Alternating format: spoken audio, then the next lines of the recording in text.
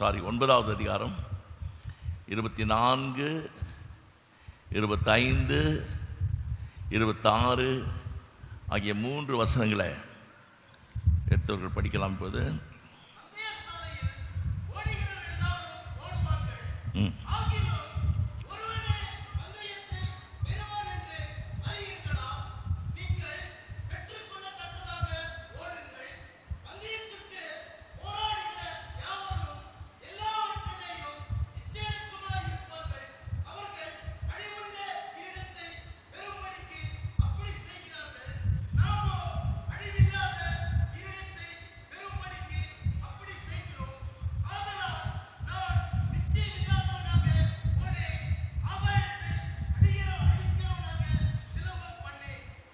அல்லேலூயா, கர்த்தருக்கு ஸ்தோத்திரம்.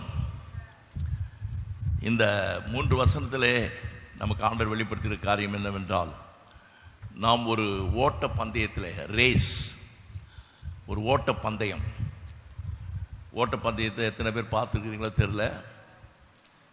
ஒலிம்பிக் ஓட்டப்பந்தயம், இந்த பெரிய பெரிய இன்டர்நேஷ்னலில் நடக்கிறதான அந்த ஓட்டப்பந்தயங்களில் கர்த்தருக்கு ஸ்தோத்திரம், அநேகர் ஓடுவார்கள்.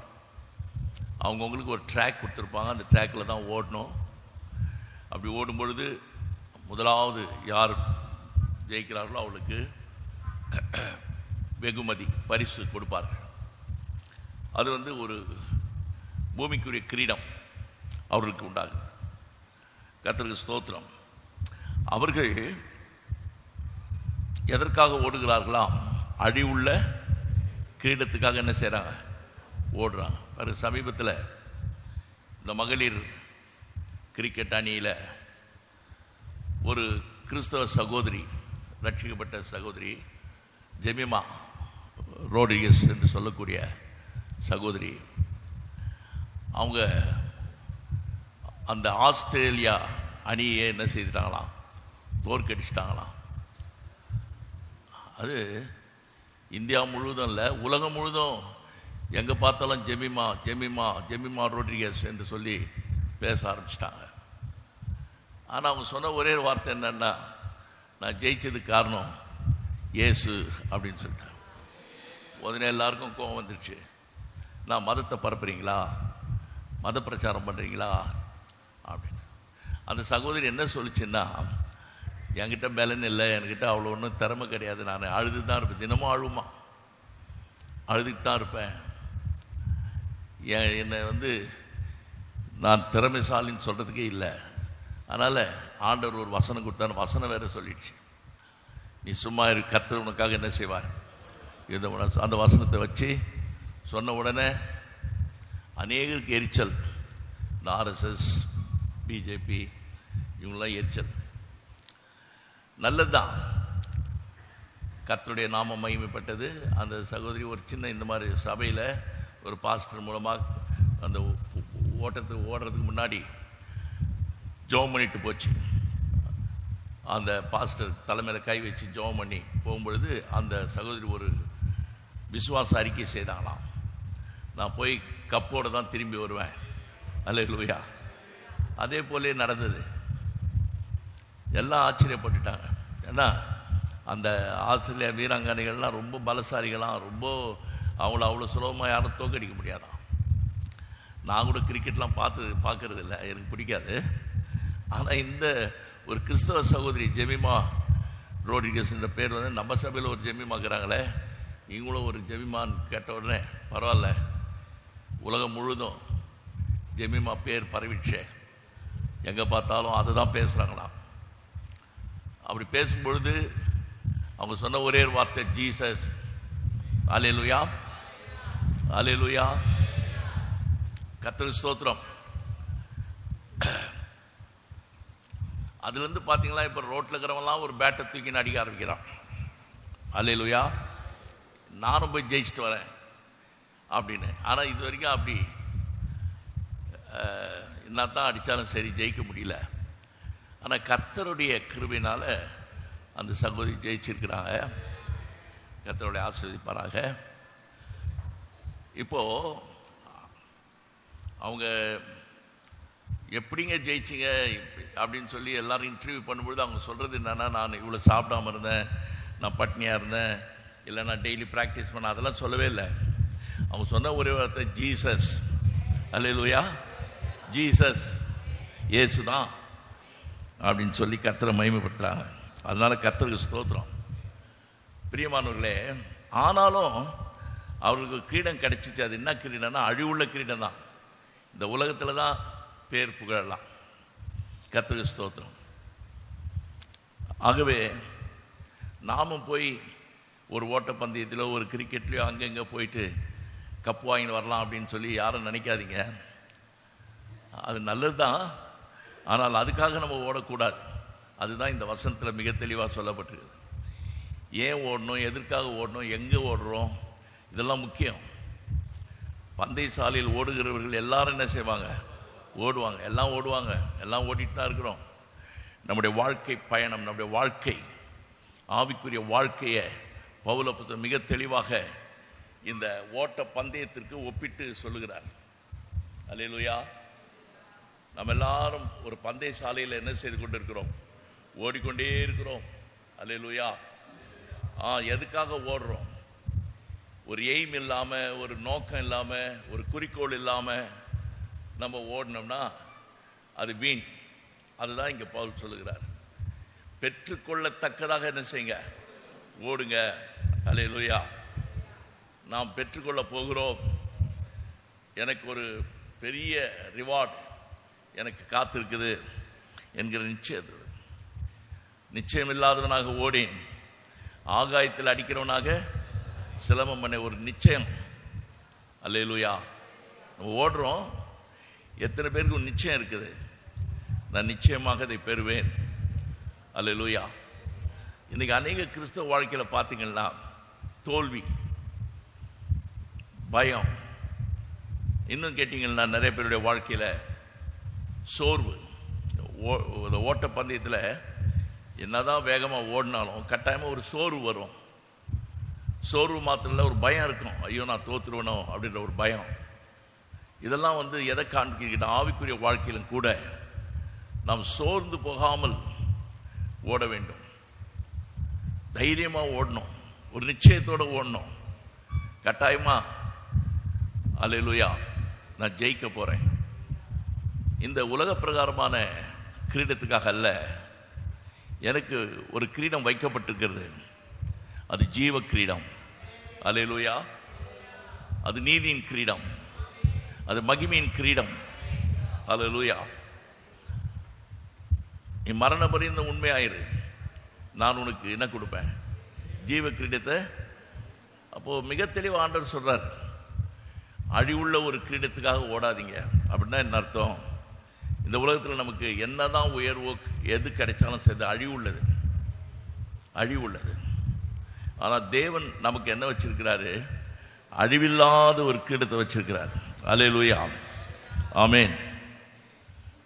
இந்த ஓட்டத்தில் நாம் எதற்காக இந்த பந்தயத்தை, ஓட்ட பந்தயத்தை இதில் ஆண்டவர் காமிக்கிறாருன்னு கேட்டிங்கன்னா, பவுல் அப்போஸ்தலன் எழுதும் பொழுது அவர்கள் எவ்வளவு தூரம் தங்களை கட்டுப்படுத்தி அவர்கள் தங்களுடைய ஓட்டத்துக்காக வேண்டி எவ்வளவு டிசிப்ளின், கட்டுப்பாடோடு ஓடிட்டு இருக்கிறாங்களோ, அவங்க அழிவுள்ள கிரீடத்தை பெறுறவங்களே அப்படி தங்களை ஒடுக்கும் பொழுது, அழியாத கிரீடத்தை பெறுகிற நாம் எவ்வளவு வைராக்கியம், எவ்வளவு கட்டுப்பாடு, எவ்வளவு இச்சை அடக்கம், அல்லேலூயா, காணப்பட வேண்டும் என்று பவுல் அப்போஸ்தலன் மிக தெளிவாக விளக்கி காட்டுகிறார். அல்லேலூயா. அருமையான தேவனுடைய பிள்ளைகளை, கர்த்தருக்கு ஸ்தோத்திரம். கர்த்தர் நமக்கு ஒரு ஓட்டத்தை வைத்திருக்கிறார் எல்லாருக்கும். அதை குறித்து ஒரு நிச்சயம் இருக்கணும். இப்போ பார்த்தீங்கன்னா எபிரேயர் நிருபத்தில் 12வது அதிகாரம் 1வது வசனத்தை நீங்கள் வாசித்து பார்க்கும் பொழுது அதில் நம்ம என்ன வாசிக்கிறோம்னு கேட்டிங்கன்னா,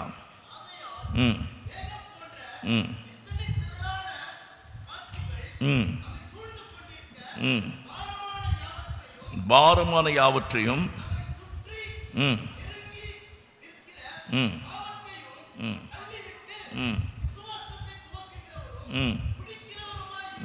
ம் ம்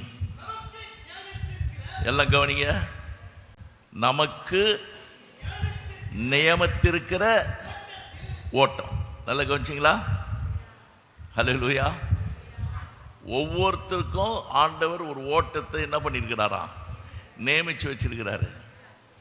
உனக்கு ஒரு ஓட்டம், இப்படி தான் நீ ஓடணும், இதில் தான் நீ ஓடணும் அப்படின்னு ஒரு ஓட்டத்தை கர்த்தர் என்ன பண்ணி வச்சுக்கிறாராம், நியமிச்சு வச்சிருக்கிறார். நான் அந்த நியமிக்கப்பட்ட ஓட்டத்தில் ஓடணும். அப்புறம் எங்கெங்க பார்த்து ஓடக்கூடாது. எப்படி ஓடணும்? அப்புறம் யாரை நோக்கி ஓடணும்? அவனை இவனை, வந்த மனுஷனை இந்த மனுஷனை. அல்லேலூயா. இந்த உலகத்தில் பார்த்தீங்கன்னா இந்த சினிமா நடிகர்கள், சீரியலில் நடிக்கிறவங்க அதெல்லாம் பார்த்துட்டு சில பேர் என்ன செய்யுது, அந்த ட்ரெஸ் அவங்க பொண்ணுக்கு அது மாதிரி வாங்கணும், இந்த மாதிரி நம்ம ட்ரெஸ் பண்ணணும் அப்படின்னு காப்பி அடிக்கிறது நடிகர் நடிகைகளை பார்த்து. ஆண்டவர் நம்ம அதுக்காக அழைக்கலை. சினிமா நடிகர் நடிகைகளை மாடலாக வைக்கல. ஆண்டவர் நமக்கு முன்மாதிரியாக இருக்கிறார். நமக்கு ஒரு மாதிரியை பின் வைத்து போயிருக்கிறார். அல்லேலூயா. நமக்கு ஒரே ஒரு மாடல் யாரு? இயேசு ஒருத்தர் தான் நமக்கு மாதிரி. அவர் தான். அவர் என்ன செய்தார், எப்படி வாழ்ந்தார், அப்படி தான் நான் வாழ போகிறேன்.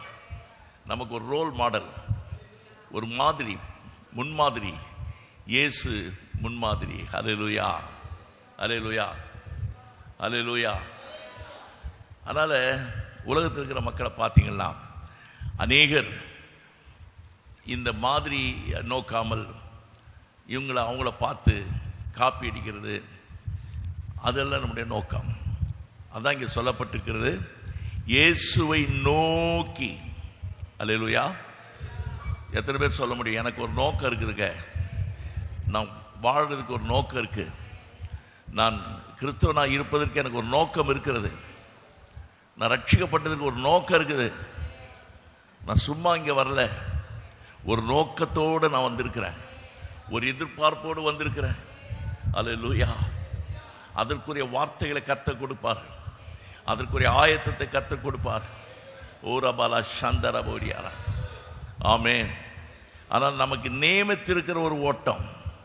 தேவ பிள்ளையே மறந்துடாத, இங்கே இருக்கிற ஒவ்வொருத்தருக்கும் ஆண்டவர் ஒரு ஓட்டத்தை என்ன பண்ணி வச்சுக்கிறாரா, நியமிச்சு வச்சிருக்கிறாரு. தெரியுமா? எத்தனை பேருக்கு தெரியும்? எனக்கு ஒரு ஓட்டத்தை கர்த்தர் நியமிச்சு வச்சிருக்கிறார். அல்லேலூயா. எனக்காக ஆண்டவர் நியமித்த அந்த ஓட்டத்தில் நான் ஓடுறேனா, இல்லை நானே ஒன்று தெரிஞ்சுக்கிட்டு ஓடுறேனா? இஷ்டமா இல்லை. இந்த ஓட்ட பந்தயத்தை பார்க்கும்பொழுது 10-20 ட்ராக் அங்கே இருக்கும். ட்ராக்னா பந்தய சாலை, அதான் ட்ராக். யார் யாருக்கு என்னென்ன நம்பர் 1, நம்பர் 2, நம்பர் 3, 10 பேருக்கு வச்சுங்களேன், அதில் போட்டிருப்பாங்க. போட்டுக்கிற பனியிலேயே அந்த நம்பர் இருக்கும். 1ஆம் நம்பர் ட்ராக்கில் வரவங்க 1ஆம் நம்பரில் தான் ஓடணும். 2ஆம் நம்பர் ட்ராக்கில் 2 நம்பர் உள்ளவங்க தான் ஓடணும். ட்ராக் மாதிரி ஓடக்கூடாது. உனக்கு என்ன ட்ராக் இருக்குதோ அந்த ட்ராக்கில் தான் போகணும். அது உலக பிரகாரமான ஒரு ரூல். அதை ஏன் இங்கே உதாரணத்துக்கு கொடுக்குறாருன்னா, நமக்கும் ஆண்டவர் ஒரு ட்ராக், ஒரு பந்தய சாலையை கர்த்தர் நியமித்து வைத்திருக்கிறார். அந்த கர்த்தர் நியமித்திருக்கிற அந்த ஓட்டத்தில் தான் நம்ம என்ன செய்யணும், ஓட வேண்டும். அல்லேலூயா. அருமையான தேவனுடைய பிள்ளைகளே, ஒரு நோக்கம் இல்லாமல் ஓடும் பொழுது நம்முடைய வாழ்க்கையில் நம்முடைய ஜபம், நம்முடைய எதிர்பார்ப்பு எல்லாம் வீணாய் போயிடும். கர்த்தருக்கு ஸ்தோத்திரம்.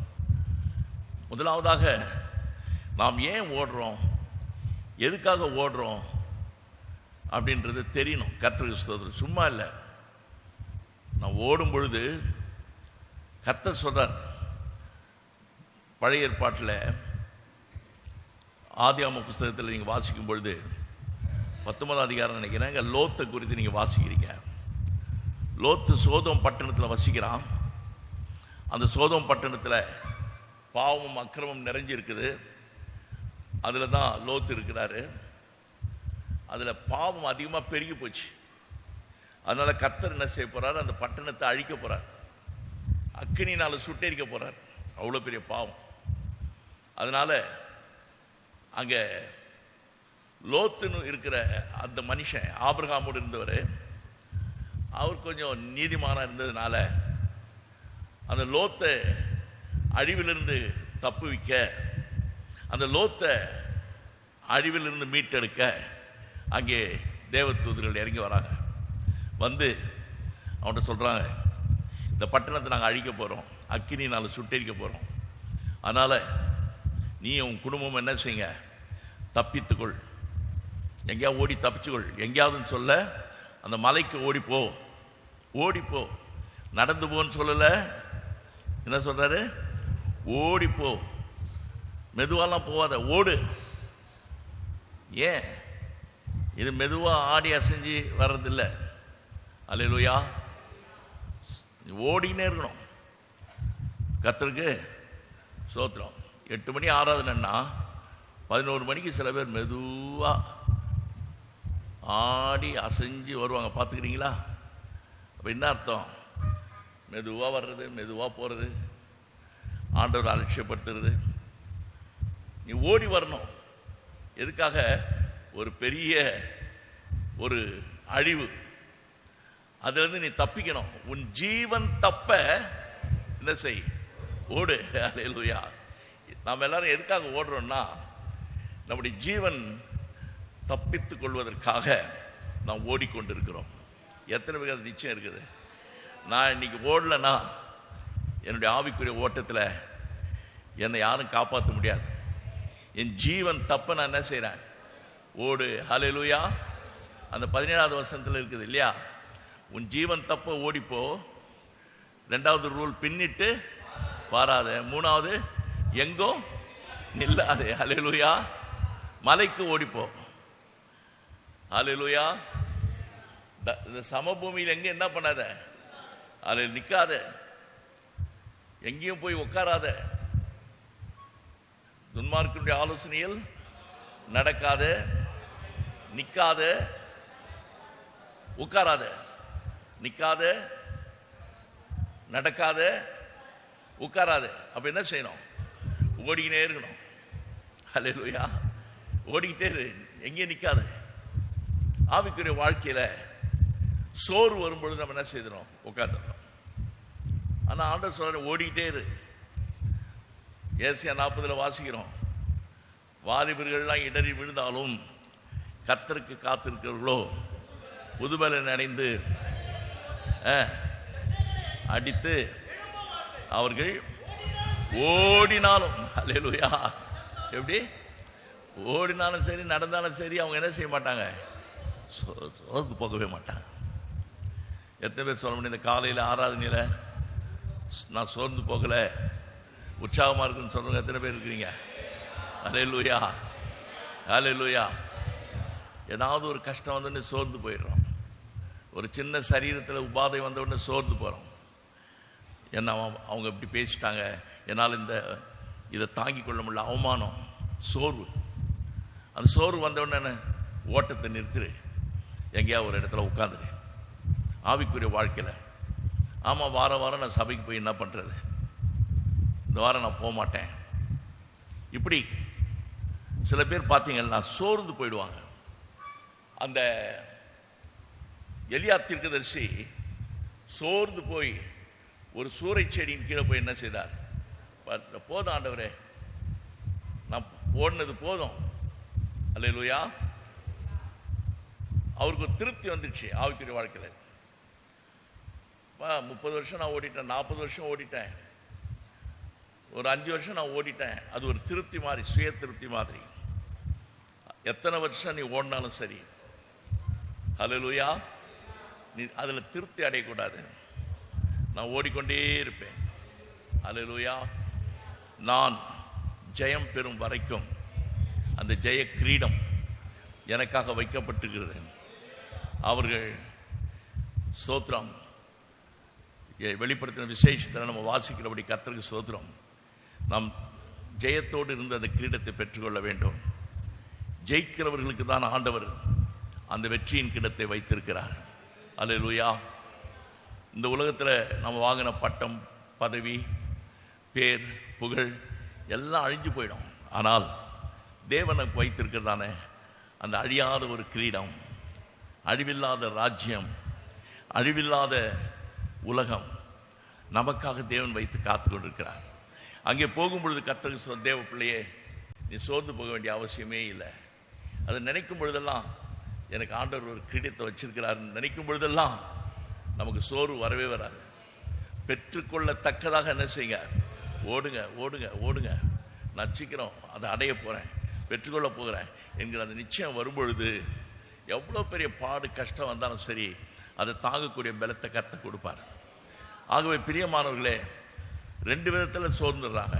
ஒன்று, ஓடிக்கிட்டே இருக்கும் பொழுது ஆவிக்குரிய ஓட்டத்தில் நாம் சோர்ந்து போவதற்கு காரணம் என்னவென்றால், அந்த லோத்தின் மனைவியை நினைத்து கொள்ளுங்கள் என்று ஒரு வசனம் இருக்குது. லோத்தின் மனைவியை நினைச்சுங்க. அவள் என்ன செய்தா, ஆண்டவர் சொல்றாரு, பின்னிட்டு பாராதே சொல்லிட்டார். கட்டாயமாக ஓடிட்டே அப்பப்போ பின்னால் திரும்பி பார்ப்பாங்கன்னு அவருக்கு தெரியும். பின்னிட்டு பார்க்காத, இயேசுவை நோக்கி என்ன செய், ஓடு. ஆனால் இந்த லோத்தின் மனைவி என்ன செய்தா, பின் திரும்பி பார்த்தாள். ஏன் பின் திரும்பி பார்த்தா? ஐயோ, என் வீடு, நான் கட்டி வச்ச சொந்த வீடு, ஐயோ நான் பேங்க்கில் போட்டு வச்சுக்கிற பணம், ஐயோ என் நகை நட்டுங்க, ஐயோ நான் எத்தனையோ பட்டுப்போட வாங்கி வச்சிருக்கிறேனே. லோத்தின் மனைவிக்கு இதெல்லாம் அழிஞ்சு போதே, இப்படி வெறுங்கையா ஓட வைக்கிறாரே அப்படின்னு சொல்லிட்டு அப்படி பின்னால் திரும்பி பார்த்துச்சு. வேதம் சொல்லுது, லோத்தின் மனைவி பின்னிட்டு திரும்பி பார்த்து உப்பு தூண் ஆயிட்டான். அல்லேலூயா. என்ன தூணு? உப்பு தூண். அல்லேலூயா. அருமையான தேவனுடைய பிள்ளையே, கர்த்தர் உங்களுக்காக ஆயத்தம் பண்ணி வச்சிருக்கிறதான இந்த ஓட்டத்தில் நீங்கள் இச்சை அடக்கம் உள்ளவர்களாய் காணப்பட்டு கர்த்தருக்கு கீழ்ப்படிந்து அவர் சொன்ன அந்த வார்த்தையை பற்றி கொண்டு நீங்கள் தொடர்ந்து விடாமல் பற்றி கொண்டு என்ன வந்தாலும் சரி, நான் விடமாட்டேன், அவரை விடமாட்டேன். அல்லேலூயா. பார்த்துங்க, பிலிப்பியர் நிருபத்தில் 3ஆம் அதிகாரம் அதில் பவுலப்போஸ்தலன் சொல்கிற வசனத்தை கவனிங்க. நான் அடைந்தாயிற்று அல்லது முற்றிலும் தேறினவனானேன் என்று எண்ணாமல், நான் எதற்காக பிடிக்கப்பட்டேனோ பிடித்து கொள்ளும்படி ஆசையாய், அப்புறம் என்றதில்லை, ஒன்று செய்கிறேன், பின்னானவைகளை மறந்து முன்னானவைகளை நாடி.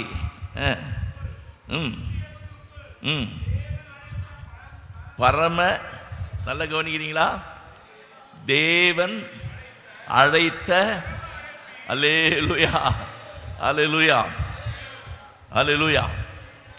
நான் கல்லூரி படிப்பை முடித்து டிகிரி வாங்கிட்ட உடனே ஒரு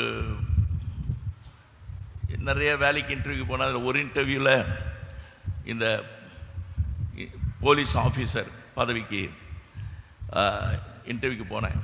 அதில் நிறைய டெஸ்ட்லாம் வைப்பாங்க. அதில் யார் 7 ஸ்டார் அடிக்கிறாங்களோ அவங்களுக்கு கட்டாயமாக அந்த போஸ்ட் கிடைக்கும். நான் ஓடி ஜெயிச்சிட்டேன். ஆண்டவருக்கு ஸ்தோத்திரம். அல்லேலூயா. ஜெயிச்சிட்டேன். அப்போது எனக்கு அந்த பதவி வரப்போகுது.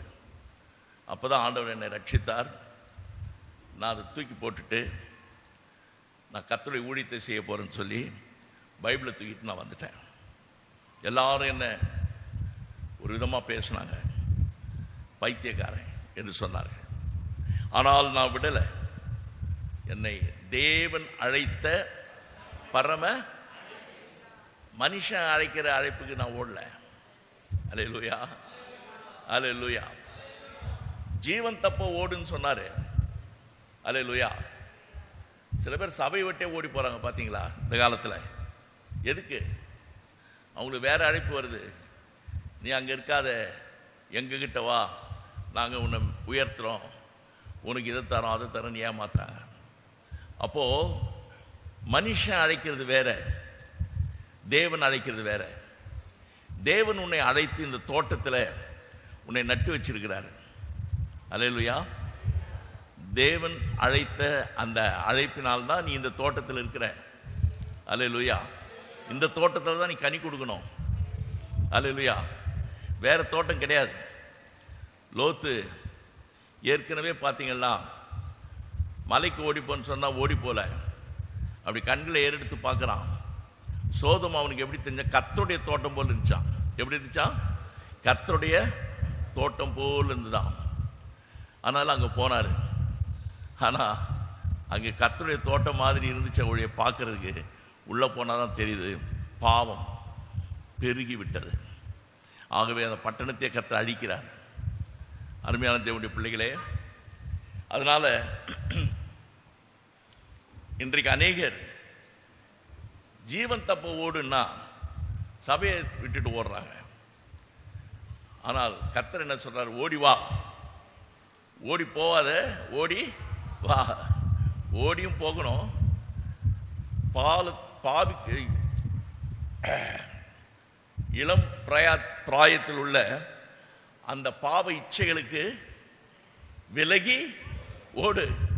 வேசித்தனத்துக்கு விலகி ஓடு. அல்லேலூயா.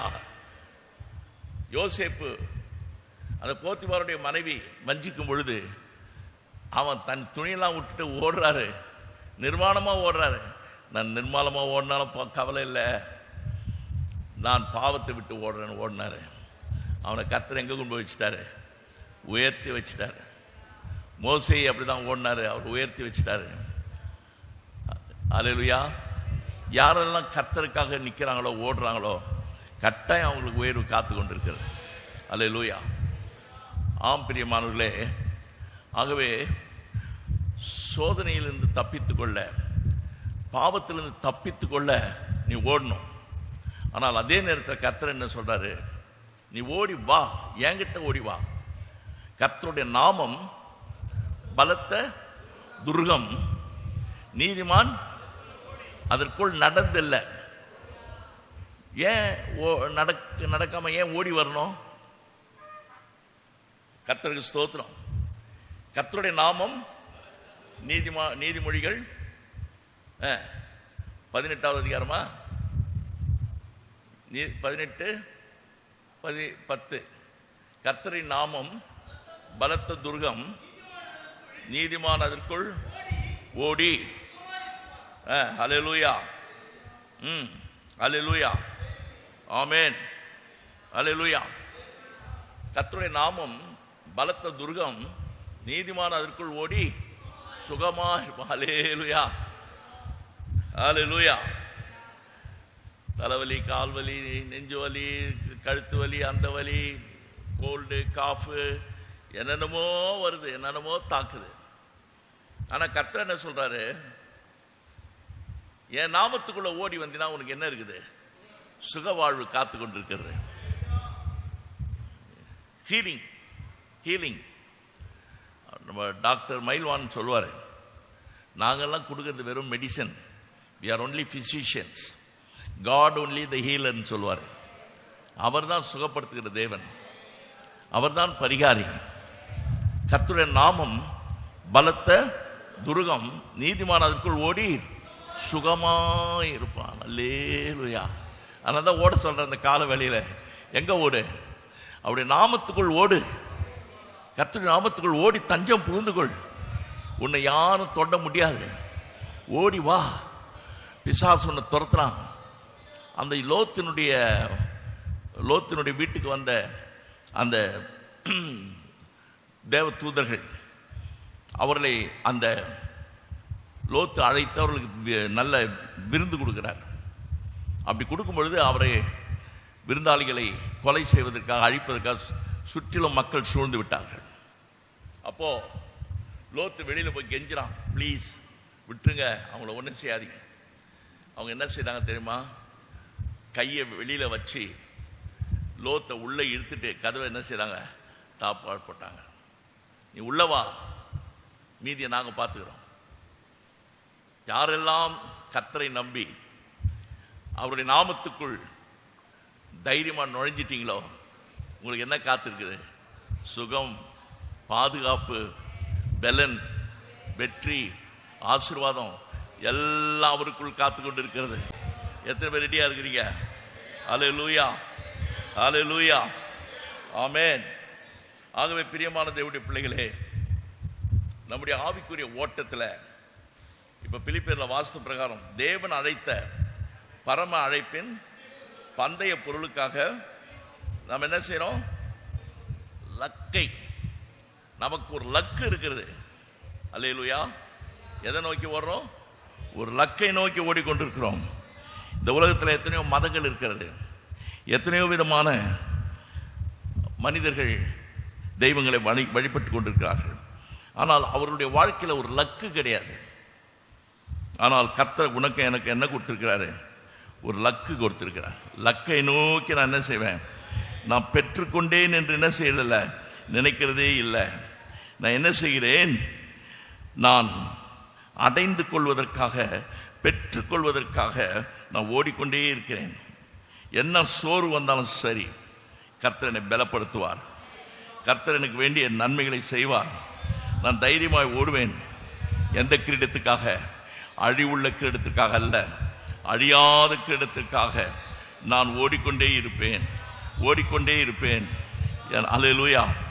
கர்த்தர் எனக்காக வைத்திருக்கிற அந்த கிரீடம், ஜீவ கிரீடம், அதை நான் பெற்றுக்கொள்ள ஓடுவேன். அல்லேலூயா, அல்லேலூயா. ஆகவே பிரியமான தேவனுடைய பிள்ளைகளே, எல்லாவற்றையும் பாவத்தையும் விட்டு, சோதனையை விட்டு விலகி ஜீவன் தப்ப அந்த லோத்து ஓடிட்டாரு. அவனுக்கு கூட இருந்த குடும்பத்தார் அவங்க என்னமோ அலட்சியப்படுத்தினாங்க. கர்த்தருக்கு ஸ்தோத்திரம். அந்த அழைப்பை அலட்சியப்படுத்தினாங்க. இன்றைக்கும் ஆண்டவர் இந்த செய்தியின் மூலமாக யாராவது இங்கே ரட்சிக்கப்படாமல் ஞானஸ்நானம் பெறாமல் இங்கே இருக்கிறீங்களா? ஆண்டவர் சொல்கிறார், இந்த கூட்டத்தின் முடிவில் நீங்கள் ஓடி வந்து, மெதுவாக நடந்து வரக்கூடாது, ஓடி வந்து, ஐயா நான் ஞானஸ்நானம் பெற்றுக்கொள்ள போகிறேன், நான் இயேசுவை ஏற்றுக்கொள்ள போகிறேன் என்று சொன்னால், நீங்கள் அவருடைய நாமத்துக்குள், கர்த்தருடைய நாமம், எல்லாம் சொல்லுங்க, பலத்த துர்ருகம், எல்லாம் சொல்லுங்க, கர்த்தருடைய நாமம் பலத்த துர்ருகம். துர்ருகம், துர்ருகம், கோட்டை, கோட்டை. அதை யாராலும் உடைக்க முடியாது, தொட முடியாது, தொட முடியாது. அந்த துர்கத்துக்குள்ள நீ இருக்கிற, சாத்தான் என்ன செய்தாலும் சரி உன்னை அழிக்க முடியாது. எத்தனை பேர் நிச்சயம் இருக்கிறது? ஓடி ஒளிந்து கொள், தஞ்சம் புகுந்து கொள்.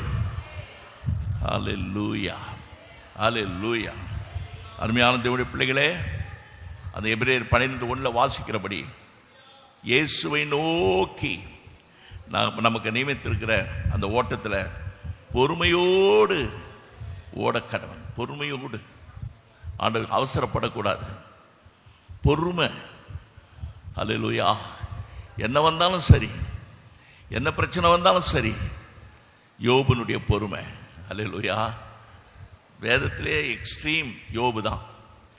அவன் சரீரம் முழுவதும் புண்கள், அவன் சரீரம் முழுவதும் ஓடை எடுத்து சுரண்டக்கூடிய நிலைமை. அவனுடைய சரீரம் முழுவதும் வெறும் எலும்பு தான் தெரியுது. எல்லாத்தையும் இழந்துட்டார் யோபு. ஆனால் அவனுடைய மனைவி வந்து சொல்றா, நீ என்ன செய்,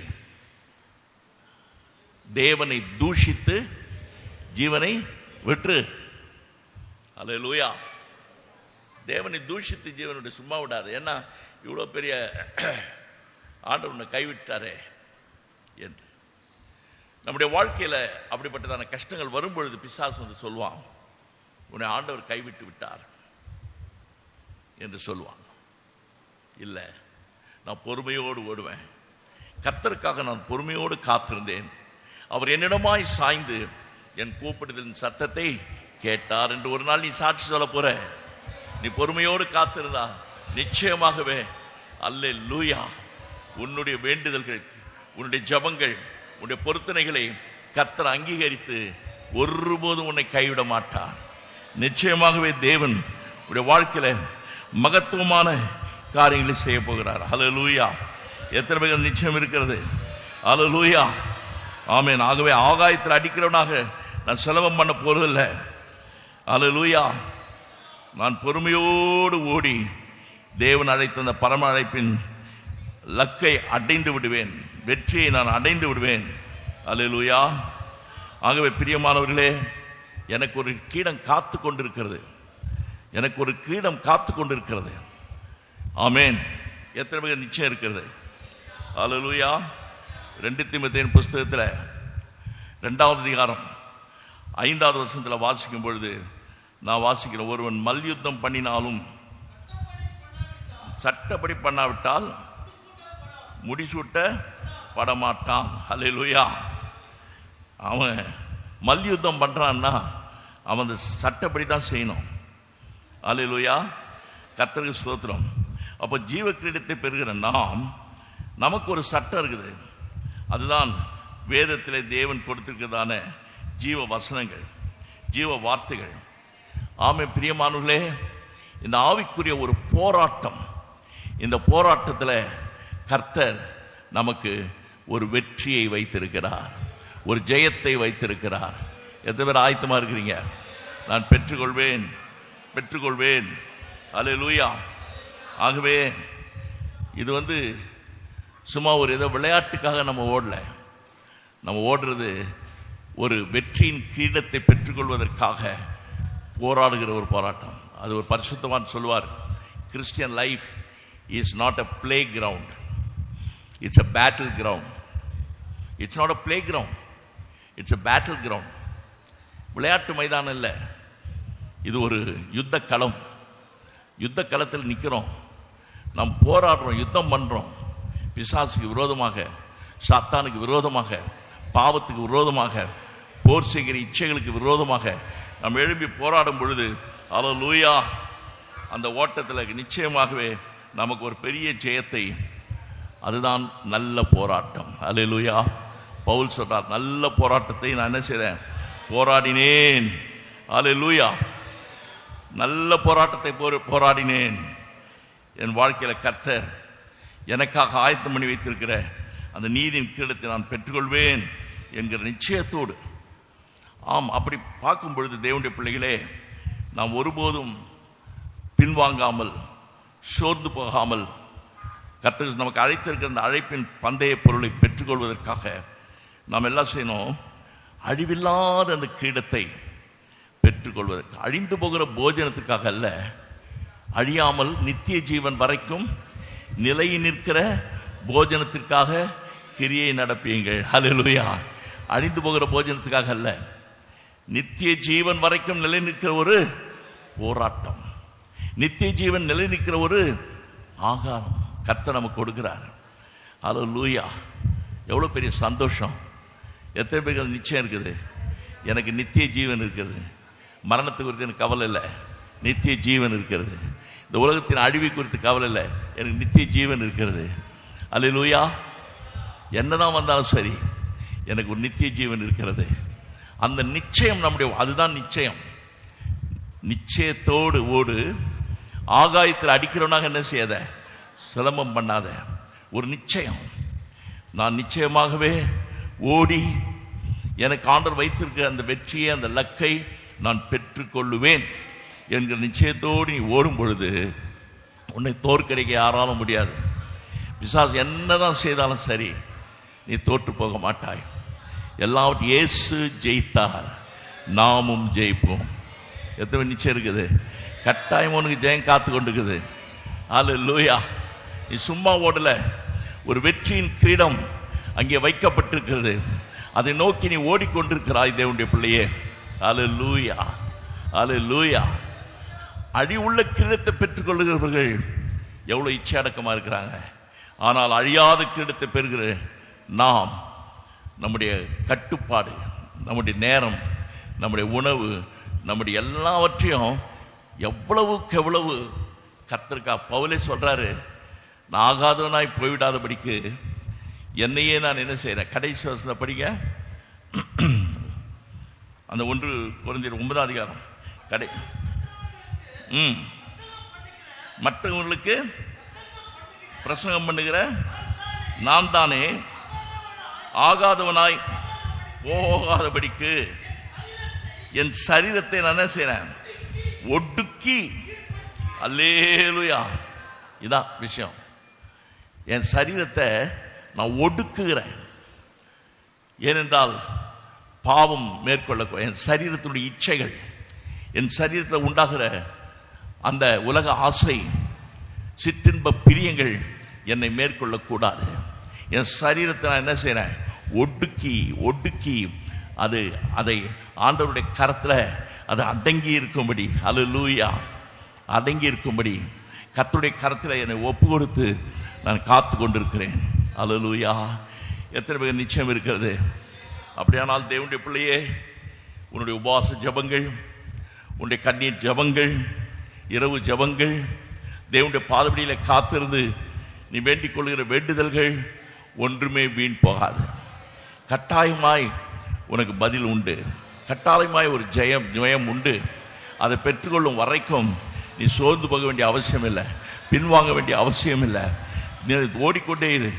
தொடர்ந்து போ. எப்படி ஆசையாய் பவுல் சொல்றாரு பிலிப்பியர் 3, நான் எப்படி தொடர்றேன்? அந்த வசனத்தை கொஞ்சம் படிங்க. நான் ஆசையாய் தொடர்கிறேன். அல்லேலூயா, ஆமென். நான் அடைந்தாயிற்று, அது முற்றிலும் தேறினானேன் என்று எண்ணாமல் கிறிஸ்து இயேசுவினால் எதற்காக பிடிக்கப்பட்டேனோ அதை பிடித்துக் கொள்ளும்படி நான் எப்படி தொடர்றேன்? ஆசையாய். அல்லேலூயா. எத்தனை பேர் ஜெபம் பண்றதுக்கு ஆசை இருக்கு? எத்தனை பேர் பைபிள் வாசிக்க ஆசையா இருக்குது? அல்லேலூயா. எத்தனையோ ஆசை இருக்கலாம் அந்த உலகத்தில். ரட்சிக்கப்படுறதுக்கு முன்னாடி சின்ன ஆசை, அந்த ஆசை, இந்த ஆசை, உலக ஆசை எல்லாம் இருக்கலாம். ஆனால் ரட்சிக்கப்பட்ட பிறகு எனக்கு ஒரே ஒரு ஆசை தான். அந்த ஆசை என்ன? இயேசுவை நான் பார்க்க வேண்டும், இயேசுவின் பின்னாலே நான் போக வேண்டும். அல்லேலூயா.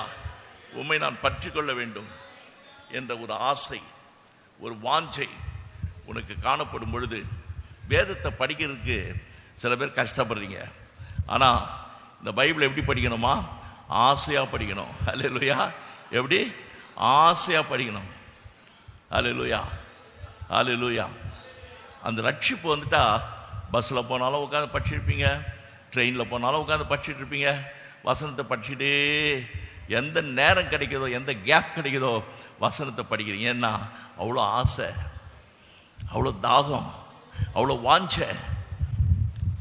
யாரெல்லாம் கர்த்தரை தேடுகிறதிலே, பற்றி கொள்கிறதிலே வாஞ்சையாக இருக்கிறீர்களோ, ஆசையாய் தொடர்கிறீர்களோ, உங்களுடைய ஓட்டத்தில் தொய்வு வரவே வராது, சோறு வராது. நிச்சயமாக கர்த்தர் உங்களை பலப்படுத்தி அந்த வசனத்தின் மூலமாக உங்களை ஆற்றி தேற்றி உங்களை ஸ்திரப்படுத்தி திடப்படுத்தி உங்களை நிலையில் நிறுத்த அவர் வல்லவராயிருக்கிறார். ஹல்லேலூயா.